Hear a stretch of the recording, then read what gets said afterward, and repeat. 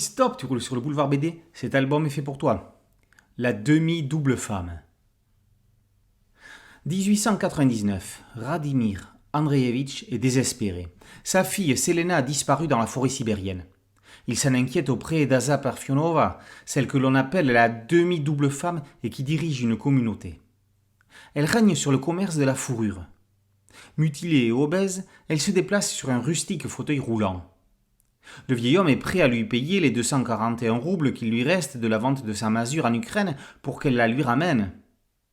Dans un premier temps, Hazar refuse de l'aider.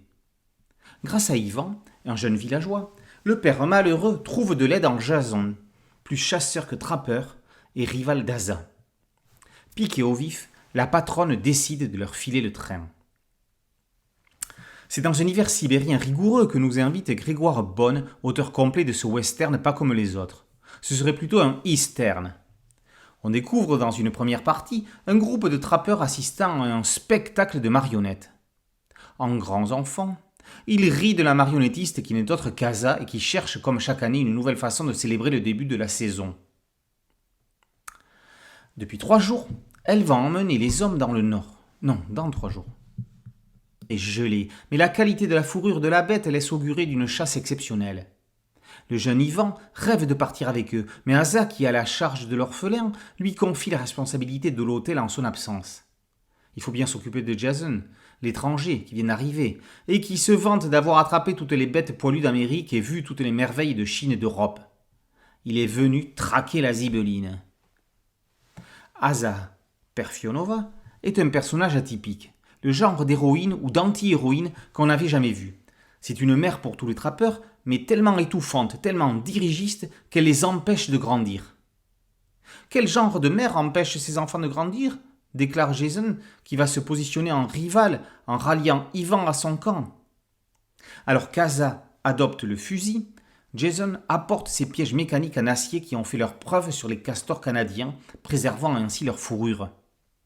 Alors, pourquoi pas sur les zibelines ? Grégoire Bonne oppose l'expérience, la connaissance, le respect et l'observation de la nature de l'un à l'arrogance, la suffisance et le progrès technologique de l'autre. Le coup de génie du scénario est de faire s'opposer Jason et Aza sur un autre terrain que celui si évident de la chasse, à savoir la recherche de la fameuse Selena. Graphiquement, l'auteur nous offre de splendides cases enneigées à la manière d'Herman, chose que l'on n'avait peut-être pas vue aussi bien depuis Un hiver de clown, épisode de Jérémia. Il utilise malignement le découpage dans les avancées en forêt.